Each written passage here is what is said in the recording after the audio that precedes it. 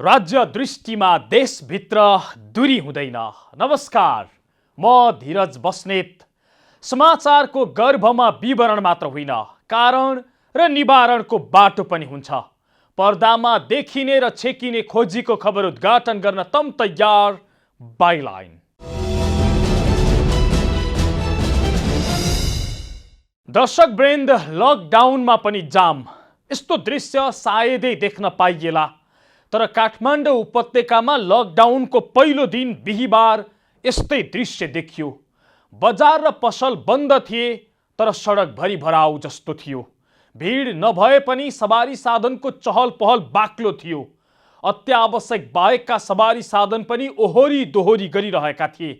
कोही रमिता हेर्नकै लागि घर बाहिर निस्किएका थिए।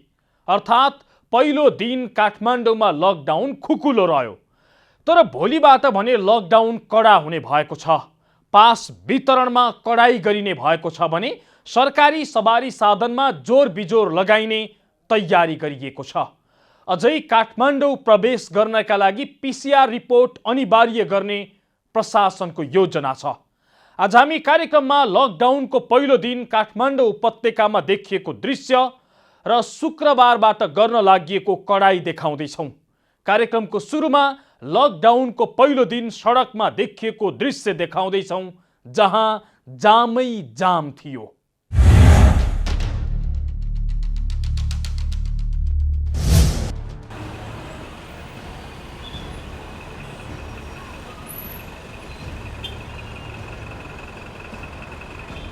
यो दृश्य हो काठमाडौँ न्यू रोड गेट क्षेत्रको।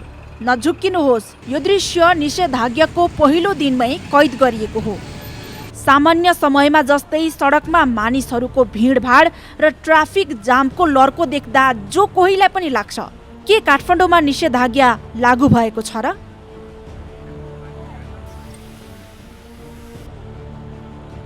यही दृश्यमा हेर्नुहोस्, 7 जना ट्राफिक प्रहरी र 2 जना सशस्त्र प्रहरी बल खटिएको देखियो। अब PPE लगाएका यी ट्राफिक प्रहरीलाई हेर्नुहोस्। उसले यो भिडमध्ये एउटा मोटरसाइकललाई रोक्न हातले इशारा गर्छ।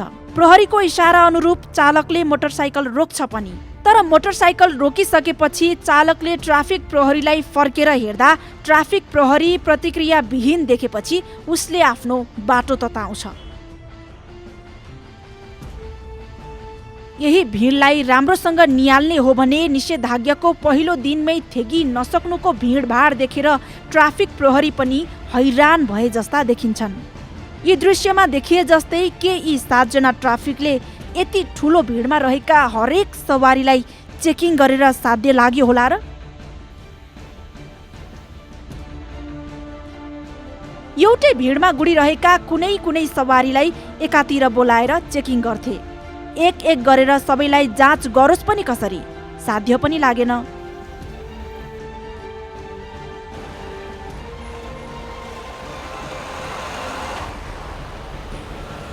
यो दृश्य पनि हेर्नुहोस्, कोटेश्वर चोकमा पनि बिहीबार मानिसहरूको भिडभाड बाक्लै देखियो। यहाँको दृश्यले पनि काठमाडौँ उपत्यकामा निषेधाज्ञाको चरम उल्लङ्घन गरेको पुष्टि गर्छ।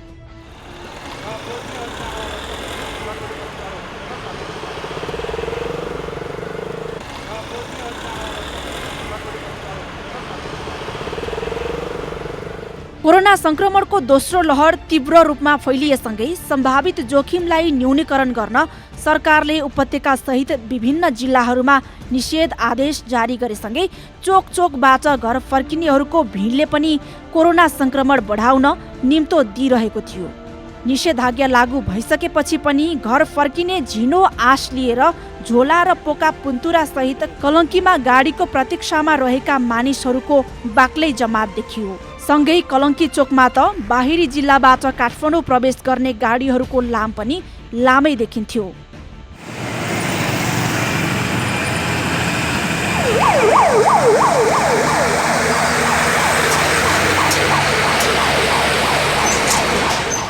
अनि यो दृश्य चाहिँ काठमाडौँ भद्रकालीको। यहाँका सडकमा खटिएका ट्राफिक प्रहरीहरू पनि भिडभाड देखेर आजित बनिसकेका थिए। उनीहरू भन्छन् निषेधाज्ञा पालनामा लापरवाही बढी देखियो। सडकमा सामान्य अवस्थामा जस्तै चाप छ, थेगी नसक्नुको भिड छ।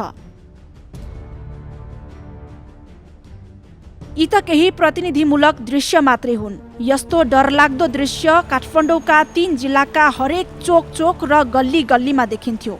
औषधि किन्ने बहानामा होस् या बिरामी भेट्न जाने बहाना, कुनै सरकारी कामले निस्केको होस् वा अन्य व्यक्तिगत कामका लागि निस्किएको होस्, ट्राफिक चेकिङमा पर्ने हरेकले यस्तै बहाना गरेको देखिन्थ्यो। यी दृश्यहरूले पनि कोरोना संक्रमण तीव्र गतिमा फैलाइरहेको पुष्टि गर्छ। महानगरीय प्रहरी कार्यालय रानीपोखरीका प्रवक्ता एसएसपी सुशील सिंह राठौडका अनुसार बिहिबार निषेधाज्ञा उल्लङ्घन गर्ने 1829 सवारी साधनलाई कारबाही गरिएको थियो। त्यस्तै काठमाडौँ उपत्यकाका 3 प्रहरी कार्यालयले अनावश्यक रूपमा हिडडुल गर्ने तथा मास्क नलगाउने 2422 जना सर्वसाधारणलाई कारबाही गरेको छ। उनीहरूलाई 1 घण्टा होल्ड गरी प्रहरीले सम्झाएर छाडेको थियो। बिहिबार उपत्यकाभर 5200 प्रहरी परिचालन गरिएको थियो। पछिल्लो 1 सातामै कोरोनाको दोस्रो लहरले डरलाग्दो रूप लिएपछि देशका विभिन्न स्थानमा धमाधम निषेधाज्ञा जारी हुन थालेको छ। देशका 15 जिल्लामा निषेधाज्ञा लागू भइसकेको छ। सरकारले पहाडी र हिमाली जिल्लामा 200 र शहरी तथा काठमाडौँमा 500 भन्दा बढी सक्रिय संक्रमित भएपछि स्थानीय प्रशासन अर्थात् प्रमुख जिल्ला अधिकारीले जिल्ला कोभिड-19 सङ्कट व्यवस्थापन केन्द्र DCMC को सल्लाहमा निषेधाज्ञा जारी गर्न सक्ने निर्णय गरेको थियो।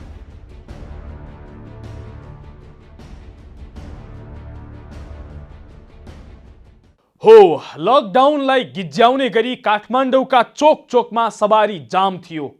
बाहिर ननिस्किँदा नि हुने व्यक्तिहरू समेत सवारीमा हुइकिरहेका थिए। तर शुक्रबारबाट यसरी हुइकिनेहरूमाथि कडाई गरिने भएको छ। समग्रमा लकडाउन नै कडा बनाउने प्रशासनको तयारी छ। भोलिबाट केमा कडाई हुन्छ त देखाउनेछौँ, तर एकैछिनको विश्रामपछि।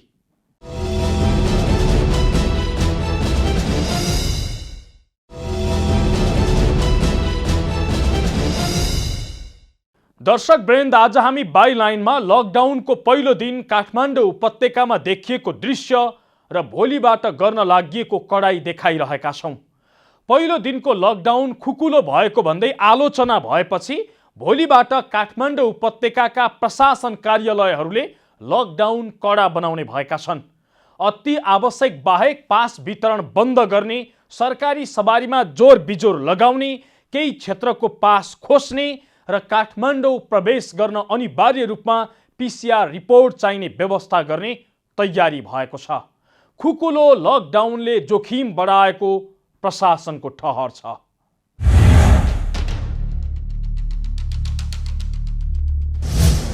लकडाउनको पहिलो दिन काठमाडौँ उपत्यकामा लकडाउन उल्लङ्घन गर्नेको संख्या बढेसँगै भोलिबाट कडाई गरिने भएको छ। भिड नभए पनि सवारी साधनको चहलपहल बाक्लो भएकाले भोलिबाट लकडाउन कडा गर्ने तयारीमा उपत्यकाका प्रशासन कार्यालयहरू जुटेका हुन्। त्यसका लागि उनीहरूले केही योजना समेत तयार पारेका छन्। काठमाडौँ प्रवेशका लागि कोरोना परीक्षण रिपोर्ट अनिवार्य रूपमा चाहिने, पास वितरणलाई कडाई गरिने, छिमेकी जिल्लाहरूबाट अत्यावश्यक काम बाहेक काठमाडौँ प्रवेशका लागि अनुमति नदिन आग्रह गर्ने, सरकारी सवारी साधनमा जोर बिजोर लगाउने सहितको तयारी गरेका हुन्। केही निर्णय भने आज बिहिबार नै गर्ने गरी उनीहरू छलफलमा जुटेका छन्। पहिलो दिनको लकडाउन तुलनात्मक रूपमा खुकुलो भएकाले भोलि शुक्रबारबाट कडाई गरिने काठमाडौँका प्रमुख जिल्ला अधिकारी कालीप्रसाद पराजुलीले जानकारी दिए। उनले भने, म आफै अनुगमनमा निस्किएको छु। घर जान चाहनेहरूलाई सहजीकरण गर्नुपर्ने, अत्यावश्यक काममा हिँडेकालाई सहजता तुल्याउनु पर्ने भएकाले तुलनात्मक रूपमा आज लकडाउन खुकुलो भएको हो। यद्यपि जनताहरूले साथ दिएका छन्। यसलाई चाहिँ भोलिदेखि अझ प्रभावकारी बनाउने हाम्रो सोच रहेको छ। जस्तै अहिले हामीले अब 10 बजेको पेरिफेरीमा सरकारी गाडीहरूको पनि अलिकति मुभमेन्ट बढी देखियो। अब भोलिदेखि चाहिँ अहिले हाम्रो जुम मिटिङ चल्छ श्रीमान मुख्य सचिवज्यूसित, त्यसमा पनि जोरबिजोर प्रणाली लागू गर्ने कि सरकारी गाडीमा पनि भन्ने पक्षमा छौँ। र अब अहिले सबै सेवा प्रवाहहरू बन्द भएको अवस्थामा अब कर्मचारीको पनि अनावश्यक मुभमेन्टलाई रोक्नुपर्छ भन्ने पक्षमा छौँ। अब मेन कुरो अब यो अहिले अन्तर्राष्ट्रिय र आन्तरिक उडान नरोकेको कारणले एयरपोर्टको लागि मान्छेहरू आवत जावत गरेको अवस्था छ। त्यसमा हामीले केही सहजीकरण गर्नु परेको कारणले अब त्यसतर्फ पनि अलिकति सोच्नुपर्छ। बिहीबार एकै दिनमा ट्राफिक प्रहरीले 2000 भन्दा धेरै सवारी साधन होल्ड गरेको छ। अत्यावश्यक बाहेकका क्षेत्रका बिना पास सडकमा निस्किनेहरूलाई पक्राउ गरेर होल्डमा राखिएको ट्राफिक प्रहरीले जनाएको छ।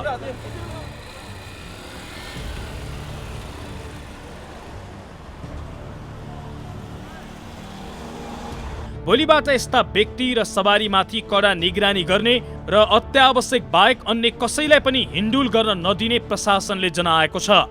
भोलिबाट लकडाउन कडा बनाउने विषयमा छलफल भइरहेको प्रजीय पराजुलीले जानकारी दिए।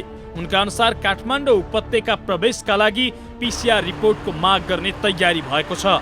अहिलेसम्म जो प्रवेश गरे अब भोलि वा पर्सिबाट PCR रिपोर्टको माग गर्ने विषयमा छलफल भइरहेको छ। सायद चाँडै निर्णय होला उनले भने। भोलिदेखि पर्सिदेखि अब अहिले थप अब काठमाडौँ प्रवेश गर्नको निम्ति PCR अनिवार्य गर्ने हो कि होइन, अब बोर्डरबाट आएका जिल्लाहरूको हकमा त्यसतर्फ पनि हामी छलफल गरिरहेका छौँ। ट्राफिक प्रहरीले पनि भिड कम गर्न काठमाडौँ प्रवेशका लागि PCR रिपोर्ट माग गर्नुपर्नेमा जोड दिएको छ।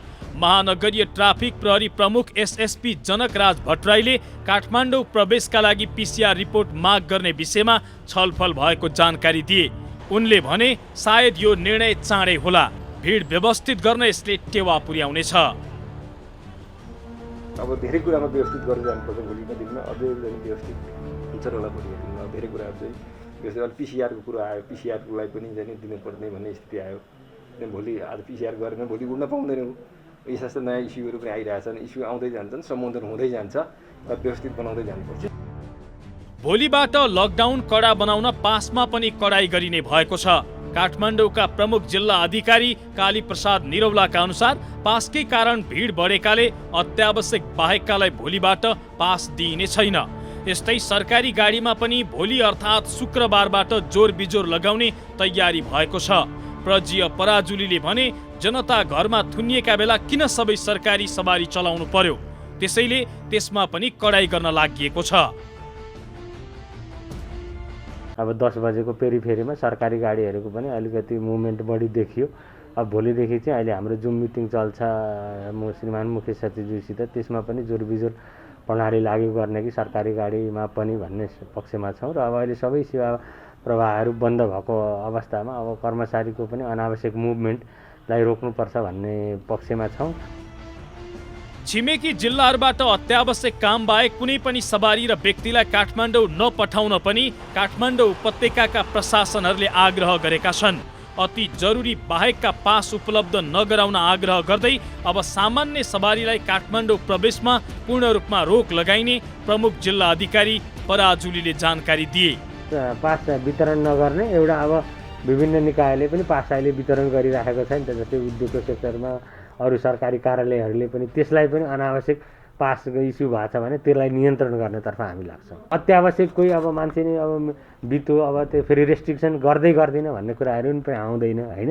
अब त्यो नसक्ने नपुग्ने कुराहरू बोल्न पनि मिल्दैन। तर अब चाहिँ हामीले पासभन्दा पनि प्रहरीबाट सहजीकरण गर्दैनौँ, त्यो नीति लिएको। काठमाडौँ उपत्यकाका प्रमुख जिल्ला अधिकारीहरूले विमानस्थल पनि बन्द गर्नका लागि गृह मन्त्रालय मार्फत CCMC समक्ष आग्रह गरेका छन्। विमानस्थल खुल्ला भएका कारणले पनि चहल पहल र जोखिम बढेको भन्दै उनीहरूले बन्द गर्नुपर्ने माग गरेका हुन्। यद्यपि सरकारले वैशाख 13 गते तत्काल विमानस्थल बन्द नगर्ने निर्णय गरेको थियो।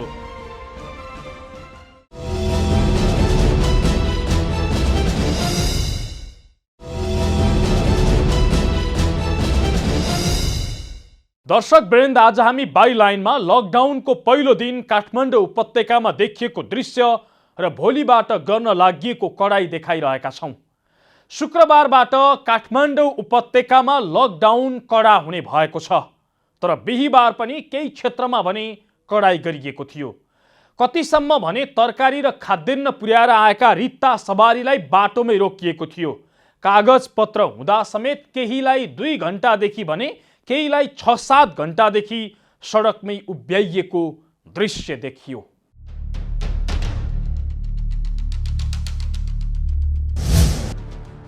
यिनी हुन् सन्तु तामाङ। उनले आज बिहानै नारायणघाटबाट तरकारी लोड गरेर काठमाडौँ आइपुगे। काठमाडौँ स्थित कालीमाटी तरकारी बजारमा र बानेश्वरको तरकारी बजारमा तरकारी पुर्याए। उनलाई थाहा थियो तरकारी फलफुल सहित अत्यावश्यक सामग्रीहरूको ढुवानीमा रोकटोक हुँदैन र गाडी चल्न पाइन्छ। त्यही सोचेर उनी तरकारी लिएर बिहिबार बिहान काठमाडौँ आइपुगेका हुन्। तर उसलाई बिहान आउँदा सजिलै सडकमा सवार गर्न दियो। तर घर फर्कने समयमा उसलाई ट्राफिक प्रहरीले गाडी खाली भएकोले फर्किन दिएनन्। काठमाडौँको बबर महलमा भेटेका उनले आफूलाई बिहान तरकारी बोकेर आउन दिएको, तर अहिले तरकारी खाली गरेर फर्कन खोज्दा खाली गाडी किन गुडाएको भन्दै उनलाई ट्राफिक प्रहरीले रोकेको हामीसँग गुनासो गरे। हामीले बिहिबार दिउँसो करिब 12 बजेतिर भेट्दा उनी बिहान 6 बजेदेखि सडकमा उभिएको बताउँदै थिए। बिहान आउन दिएको उही प्रहरीले तरकारीको गाडी खाली गरेर फर्कन खोज्दा रोकेको बारे अनभिज्ञ र अचम्बितमा परेका थिए। उनी भन्छन् कि त हामीलाई यसरी तरकारीको गाडी चल्न नदिने भनेको भए आउने थिएन, आफूसँग भ्याट बिल सबै भए पनि ट्राफिक प्रहरीले जान नदिएको भन्दै आक्रोश र गुनासो एकैसाथ पोख्दै थिए। बाट आउनु भएको थियो तपाईँ? नारायणघाटबाट तरकारी लिएर आउनु भएको थियो? बानेश्वर कालीमाटी झरे आधी बानेश्वरमा झरेर अनि फर्किने लोड गाडी चाहिन्छ। फर्किने बेलामा चाहिँ फर्किन पाउनु भएन। तरकारी नारायणघाटबाट लिएर आउनु भएको? हजुर। अनि त्यसपछि फर्किने बेलामा 6 बज्यो, फर्किन पाउनु भएन? रोकिदिनु भयो यहीँ। तपाईँले तरकारी लिएर आएको कागज छ त, केही प्रमाण होला तपाईँसँग? त्यही कालीमाटीमा काटेको एउटा बिल छ, त्यो बिल देखाएर हुँदैन, लोडै चाहिन्छ, गाडी नै चाहिन्छ। यस्तै काठमाडौँको सानो भर्याङका कुमार कार्की भक्तपुरको नरेफाँड स्थित जडीबुटीमा एक पसलमा सामान पुर्याएर फर्किँदै थिए। उसलाई पनि ट्राफिक प्रहरीले बबर मलमा रोक्यो। उनी खाद्यान्न सामग्री लिएर जाँदा जान दिएको प्रहरीले फर्किँदा उनलाई पनि रोकेर घन्टौँसम्म तातो घाममा उभ्याइदिए। उनी जस्तै अन्य धेरै खाद्यान्न बोक्ने सवारी साधनका चालकहरू पनि गुनासो गर्दै थिए। अरू ठाउँमा बेल रोक्नु छैन, हामी त वहाँदेखि आइसकेको गोल्ड गाडी नरोक्नु भनेको कारणले हामीले चलाएको चलाएको बिहान 6 बजेदेखि सर भ्याट बिल छ हामीसँग। बिहान 6 बजेदेखि कति उतारको जुन उसको बुझेको सामानको उ छ। कति बेलदेखि कति भयो तपाईँहरू यहाँ रोकिएको? कति हामी बेल? लगभग 1 घण्टा हुन लाग्यो। 1 घण्टा उहाँ त 6 बजेदेखि 6 बजेदेखि रोकिनु भयो। यसरी खाद्यान्न तथा तरकारीको गाडीहरू समेतलाई रोक लगाएपछि उनीहरू सरकारको निर्णयप्रति नै अलमलमा परेका छन्। महानगरीय ट्राफिक प्रहरी महाशाखाका प्रमुख जनक भट्टराईले भने प्रशासनले जे मापदण्ड तोकेको छ त्यो मात्रै आफूहरूले लागू गरेको बताएका छन्। तरकारीको ब्यानर हालेर दिनभरि चाहिँ तरकारी लिएर घुमिराख्ने एउटै गाडी चाहिँ दिनभरि घुमे गर्ने त्यो गाडी, त्यस्तो अवस्था पनि देखियो होइन। तरकारी लिएर जाने त्यहाँ फेरि आउने, खाली लिएर आउने, एउटै गाडी घुमे गर्दाखेरि त्यसले के हुन्छ भने यहाँको चाहिँ मुभमेन्टले बढाउँछ। त्यस कारणले चाहिँ तरकारी कति बजीसम्म लाने हो त? तरकारी भने त 9 बजीसम्म त ठाउँ पुगिसक्छ, बेचिसक्ने होला। साँझ 5-6 बजीतिर लाने होला, त्यो टाइममा मुभमेन्ट दिनु पर्यो। तरकारी लेखिदिने दिनभरि घुम्न चाहिँ दिनु भएन। त्यसले अनावश्यक मुभमेन्ट बढाउँछ, त्यसले जोखिम पनि बढाउँछ, त्यसले मान्छे पनि होसार देला त्यसमा होइन। अब त्यो यी कुराहरू पनि हेर्नुपर्छ हामीले। लानै नदिने होइन, लान दिने, तर व्यवस्थित गरेर लान दिने। तरकारी टेन्डर भन्ने तर दिनभरि ओसार पसार गरेकोले त्यसलाई व्यवस्थित गर्ने क्रममा केही त्यस्ता गाडीहरू परेको हुन सक्ने उनले बताए। यता काठमाडौँका प्रमुख जिल्ला अधिकारी काली प्रसाद पराजुलीले भने बिहिबारको लकडाउनमा सबैले साथ दिएको बताएका छन्। उनका अनुसार आफू बिहान अन्तर्राष्ट्रिय विमानस्थलदेखि थानकोटसम्मको अनुगमन गरेको र सबै ठाउँमा लकडाउन कार्यान्वयनमा जनताले साथ दिएको बताए।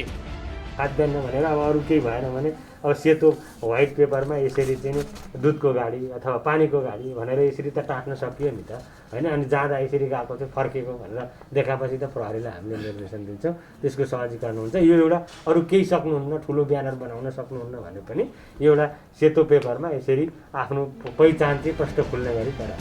काठमाडौँका सिडिओ पराजुलीले यसो भनिरहँदा बिहिबार लकडाउन हो वा होइन भन्ने छुट्याउनै मुस्किल पर्थ्यो।